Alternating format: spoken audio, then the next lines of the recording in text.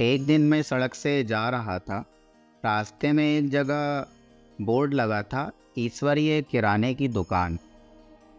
मेरी जिज्ञासा बढ़ गई, क्यों ना इस दुकान पर जाकर देखूं इसमें बिकता क्या है। जैसे ही यह ख्याल आया, दरवाज़ा अपने आप खुल गया और मैंने खुद को दुकान के अंदर पाया।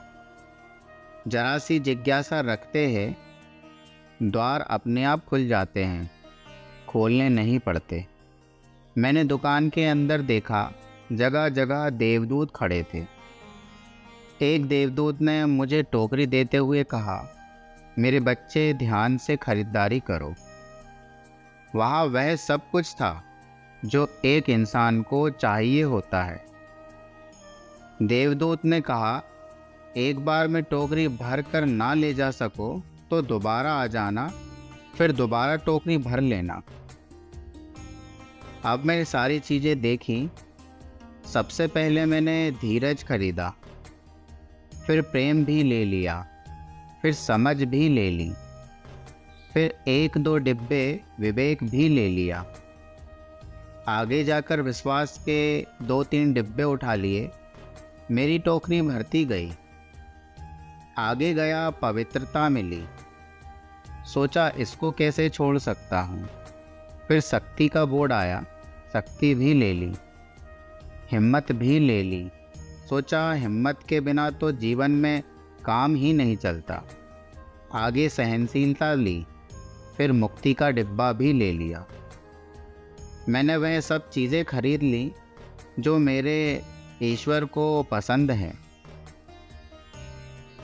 फिर मुझ जिज्ञासु की नज़र प्रार्थना पर पड़ी। मैंने उसका भी एक डिब्बा उठा लिया कि सब कुछ गुण होते हुए भी अगर मुझसे कभी कोई भूल हो जाए तो मैं प्रभु से प्रार्थना कर लूँगा कि मुझे भगवान माफ़ कर देना।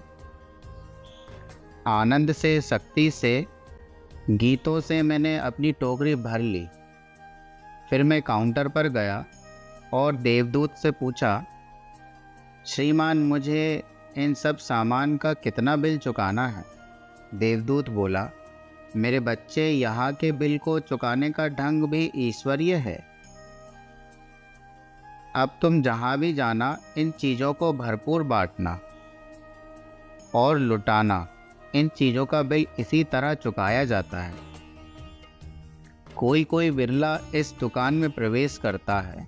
जो प्रवेश कर लेता है वह माला माल हो जाता है।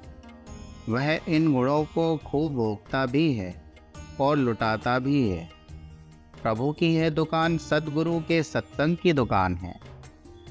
सद्गुरु की शरण में आकर उसके वचनों से प्रीति करते हैं तो सब गुणों के खजाने हमको मिल जाते हैं।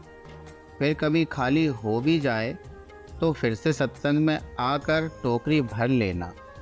जय श्री हरि।